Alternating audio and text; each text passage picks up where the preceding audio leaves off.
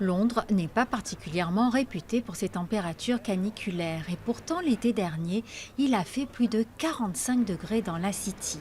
Plus précisément, là, au pied de cette nouvelle tour, sa forme concave a la particularité de réfléchir les rayons de telle façon que quelques dizaines de mètres plus bas, on peut faire fondre du chocolat ou la peinture des portes des coiffeurs.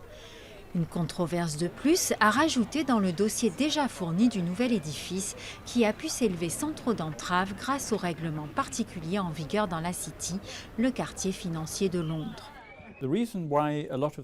Il y a beaucoup de tours dans le cœur de la City parce que la City, c'est l'endroit où on peut depuis longtemps construire des immeubles très élevés. Il n'y en avait qu'assez peu à Londres. Londres, c'est une ville où l'argent compte beaucoup, alors souvent ce sont les considérations commerciales qui l'emportent. En 2 ans, la skyline de la City a changé du tout au tout. Au Talkie-Walkie, c'est ainsi que les Londoniens l'ont baptisé, sont venues s'ajouter 3 nouvelles tours, dont la râpe à fromage du célèbre architecte Richard Rogers, construite non loin du cornichon de Norman Foster. Mais la City est aujourd'hui saturée, alors les investisseurs recherchent de nouveaux terrains, des terrains qu'ils ont trouvés de l'autre côté de la Tamise, sur la rive sud. Nos clients, nos investisseurs nous disaient « et la rive sud ?» Alors nous avons demandé une étude sur comment sera la rive sud dans 10 ans. Voilà comment elle est aujourd'hui et voilà comment nous pensons qu'elle sera dans 10 ans.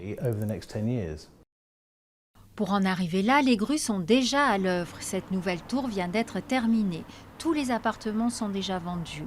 Icône des années 70, la Battersea Power Station est désormais un grand chantier. On y construit des milliers d'appartements. Un peu plus à l'est, une autre tour qui va faire 150 mètres de haut est en construction. Non loin du Shard, la plus haute tour d'Europe de l'Ouest. Les investisseurs croient dans la capitale britannique et parmi eux, beaucoup viennent d'Asie.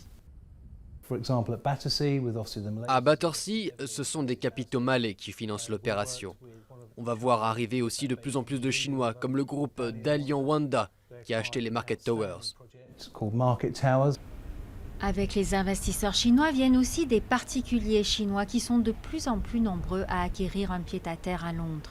L'investissement promet d'être rentable. Selon une étude récente, les prix de l'immobilier vont augmenter de 43% dans la capitale britannique d'ici à 2018.